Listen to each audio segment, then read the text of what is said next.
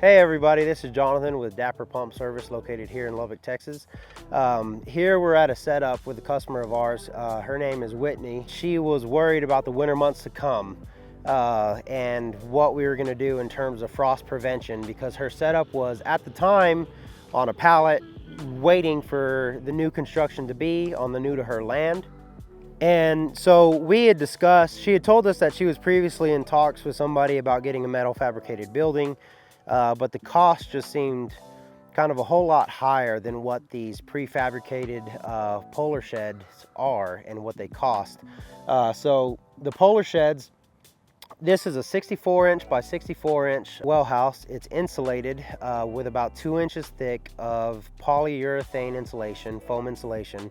And here you can see it doesn't matter. You can sometimes pick them up, toss them on dirt, toss them on gravel. Here we installed the concrete pad so that way it just didn't move and you didn't have to worry about tie down. So we anchored them down to the concrete pad. And as we kind of get a little closer, you can see here we have this setup. It is on a pitless adapter, so the water leaves about 18 inches below ground and then it comes on inside to the well house here, leaving no lines exposed to where everything's inside. The line comes through, and of course we use PEX just because it has a lower freeze rating than normal PVC does. And this specific setup, we had installed a Franklin mono drive utility. It's a variable frequency drive, which is a constant pressure system. It allows us to get away with a tank that's 20% of the flow. We'll get into that in another video. So we get away with a smaller tank and have a constant 60-70 psi. But here, what we're here to show you today is just how this setup sits and how it's clean, it's organized.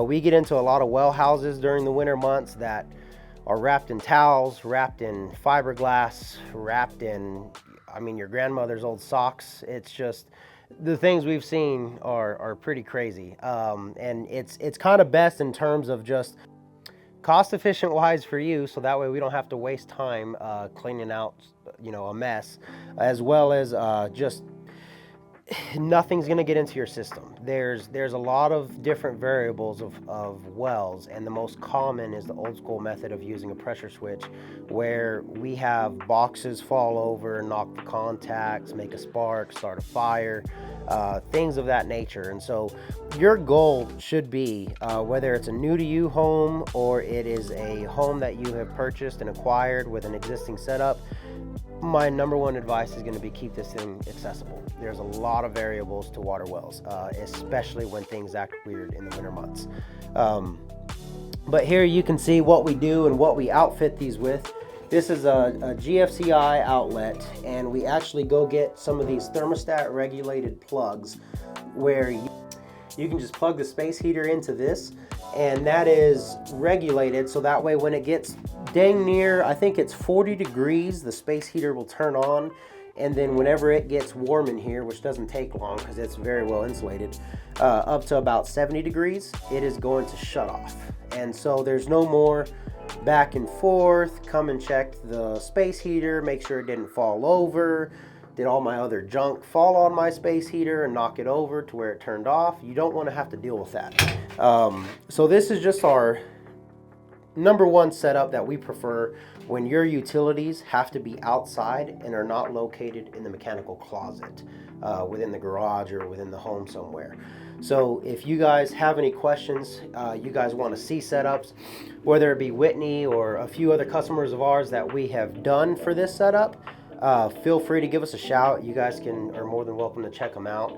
We'll be happy to go over it with you. And again, back to the whole cost fraction or ratio from metal building to just a pre-manufactured polar shed, we were able to do this job about half the cost of what she was originally quoted. So again, Jonathan with Dapper Pump Service, feel free to give us a call, 806-201-7674, or text that number too anytime. So phone calls and text messages are free for consultations.